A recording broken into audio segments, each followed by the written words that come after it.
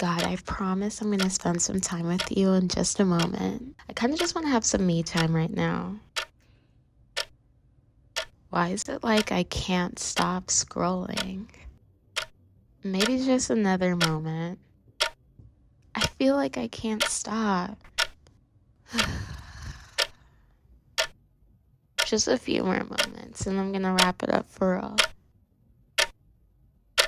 God, I'm sorry. It's too late. I'll spend time with you tomorrow morning. I'm sorry.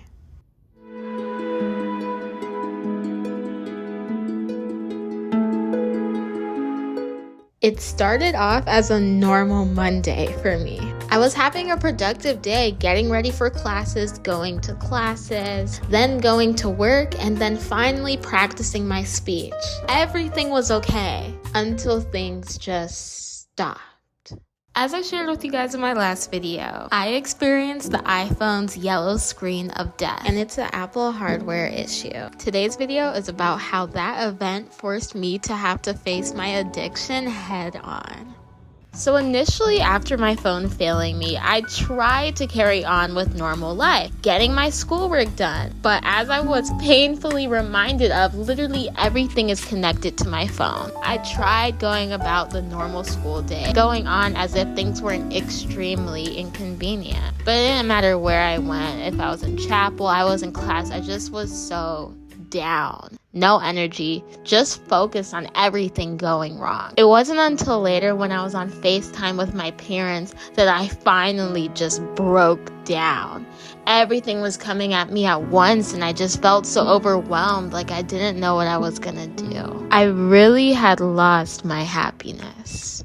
So here's the thing, right? If I were to have told you that I use alcohol to get through the majority of every single day, and my mood and everything connected to me is affected when I don't have this one thing, you would call me an addict. You would call me an alcoholic. Why? Because I am completely reliant on this substance, this thing, to be okay. Now let's pull up the definition of being an addict. It's to be physically and mentally dependent on a particular substance and unable to stop taking it without incurring adverse effects. As the vlog proves, I was physically and mentally affected by just not having my phone. And when I stopped having access to this thing, I experienced those adverse effects. It's funny because if this was any other thing, you guys would be worried for me. If this was any other thing, you guys would be telling me to go get some help. But we almost all have this addiction. And this problem even goes as far as to get into the way of our salvation, our spiritual life, by putting God on the back burner. As I was still getting adjusted to life without a phone, I knew I had to do something for my spiritual life. So I went on a walk and I was absolutely floored at what I found. I found myself being happy and smiling, looking at just the scenery, the trees. I guess now that my head is out of my phone, I'm seeing just how big and cool the world really is.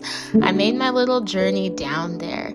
And all I have to say about this is I can't believe that this was in my own backyard for this long.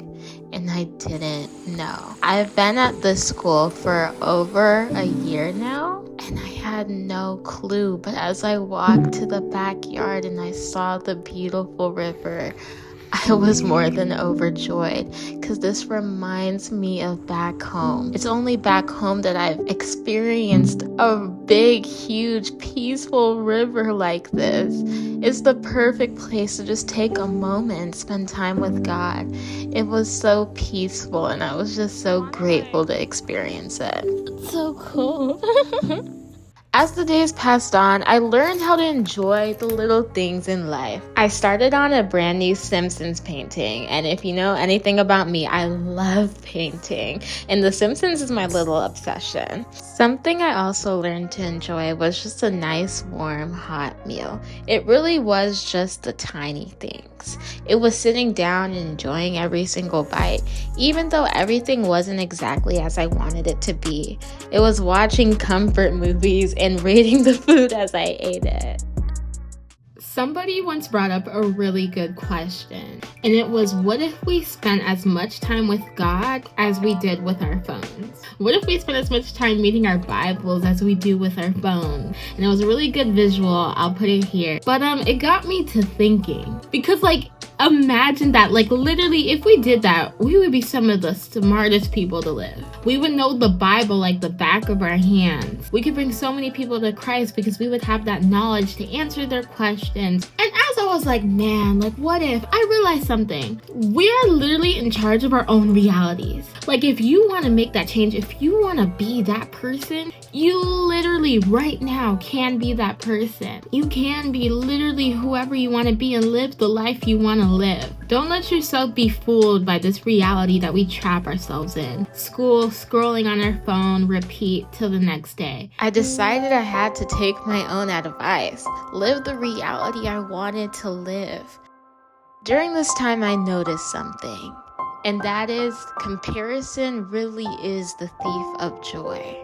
Because the reality is, there were things to have fun in life for. Even though not everything was going ideal, everything was okay.